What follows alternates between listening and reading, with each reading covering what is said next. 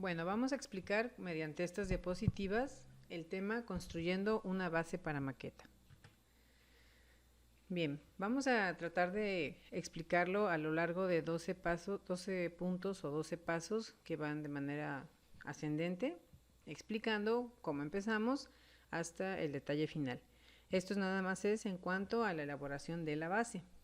Bien, bueno, la base para maquetas se puede hacer de distintos materiales que encontramos muchos en carpinterías, en tiendas de madera, pero también podemos elegir incluso algunos cartones resistentes que se pueden encontrar en papelerías. Lo que es importante es que dependiendo del uso que se le vaya a dar a la maqueta, si nosotros lo hacemos con maderas que pueden ser desde laminadas, comprimidas, aglomeradas, hasta tablas macizas, pues vamos a tener una base más duradera, que si la trabajamos bien, la lijamos, le damos una selladita y está bien clavada, pues se va a poder reutilizar.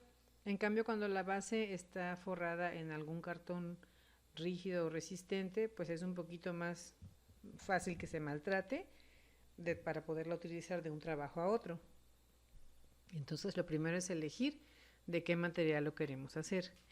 Las maquetas que son pequeñitas, de tamaño pequeño, o sea, que no tienen un claro muy grande, muy ancho, se pueden hacer con algún tipo de cartón que no requiera mucha estructura porque no va a ser mucho esfuerzo. Consideramos que si la maqueta es grande, pues sabemos que va a pesar bastante, que va a ser como cargar pues algo que para empezar tiene dimensiones grandes, es un poquito a veces dificultoso, hay que pensar en dónde estamos trabajando, si va a poder salir por la puerta, si no va a salir por la puerta porque tenga más un ancho en uno de sus lados, la base de más de 80 centímetros, 90, que es lo que generalmente miden de ancho las puertas, pues entonces vamos a tener que inclinarla. Entonces deben ir los elementos bien pegados a la maqueta para que no se caigan. Son algunas de los puntos que debemos de tomar en cuenta antes de elegir. Bien. El primer punto, bueno, fue elegir el material del cual se va a hacer. Ya les dije cuáles son los puntos a tomar en cuenta. Y después, lo primero que hacemos, voy a explicarles una base sencilla, una base que es muy básica, que puede servirnos para distintas maquetas, les decía.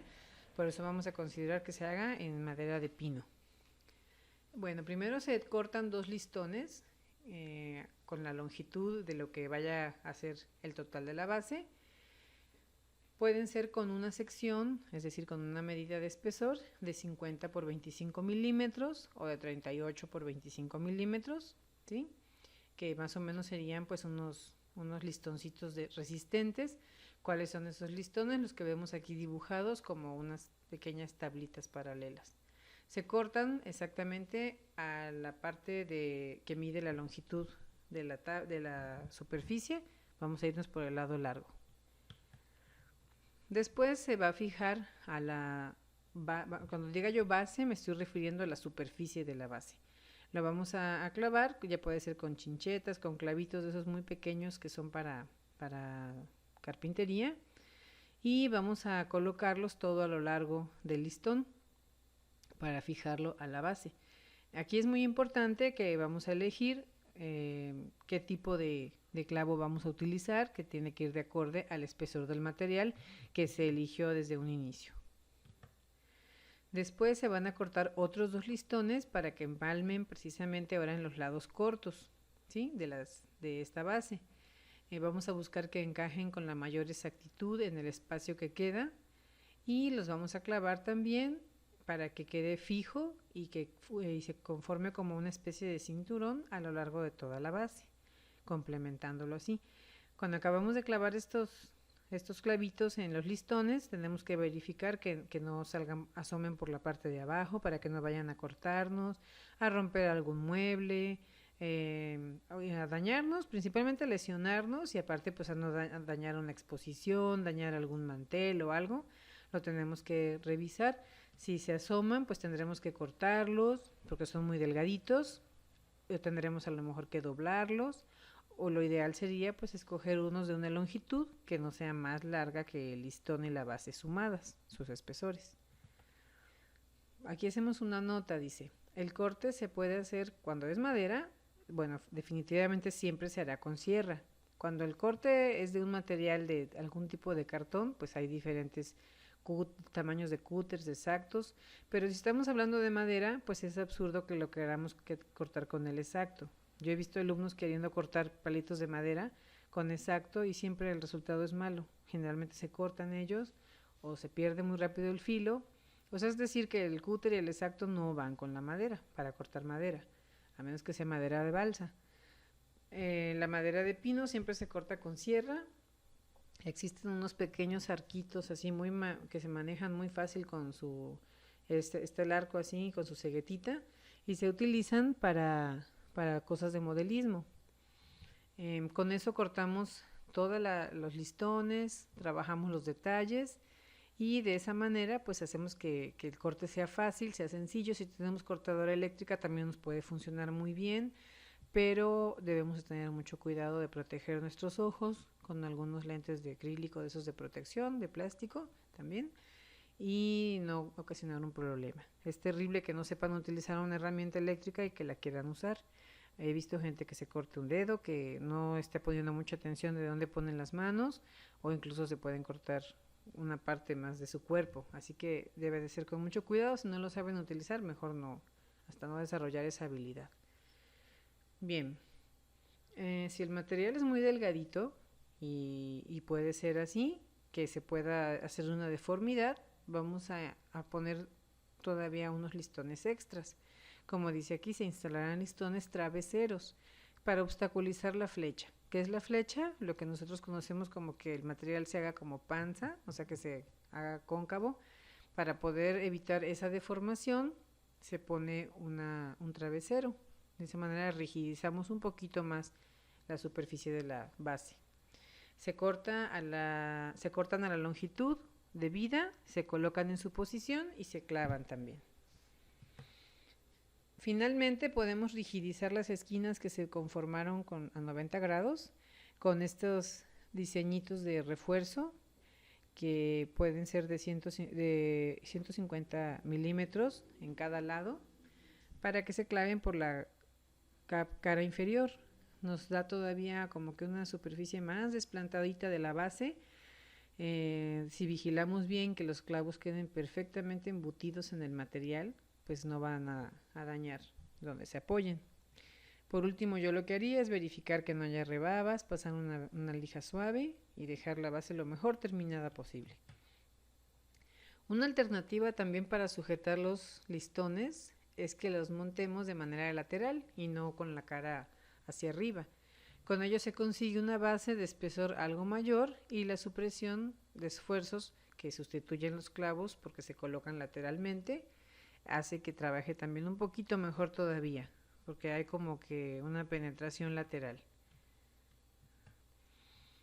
Aunque nos pide un poquito más de habilidad con este método, también se construyen bases muy estables y la técnica implica que el montaje previo de un marco de listones con 4 piezas, con una sección de 50 por 25 milímetros las piezas, 2 según la largura y 2 según la anchura, ambas en dimensiones totales de la base, es decir, que nos abarquen el total de todo el perímetro de la base.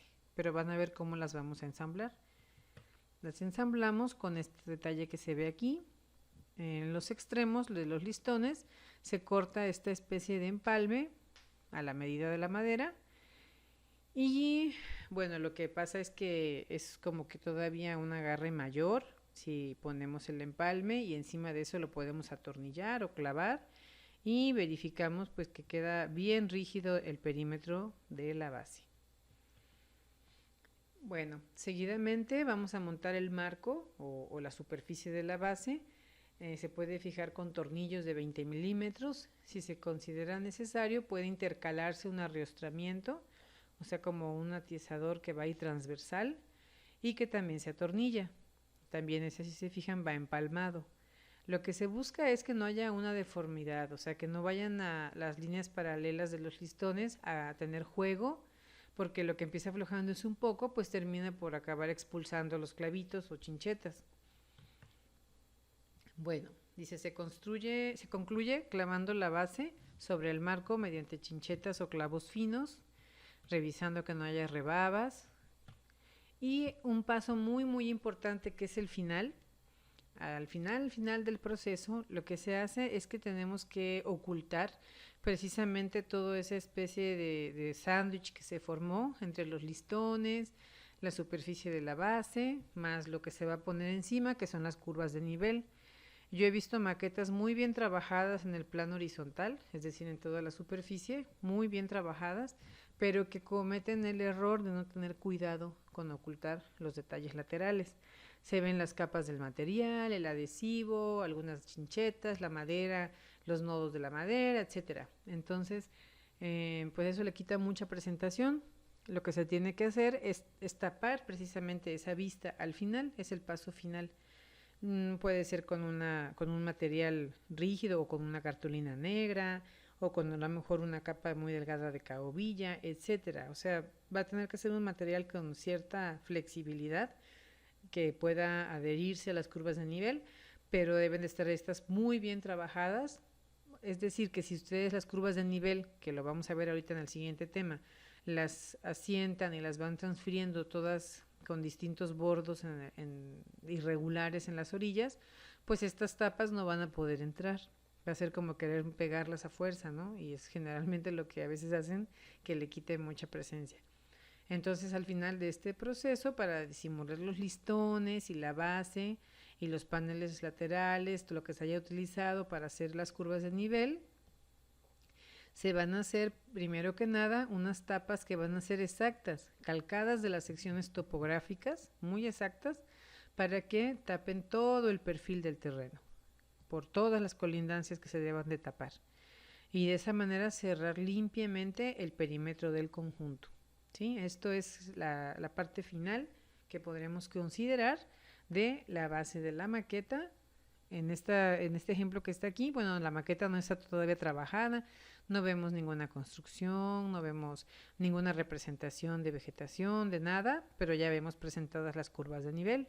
Ahí sería el momento en que se puede cerrar perfectamente el perímetro.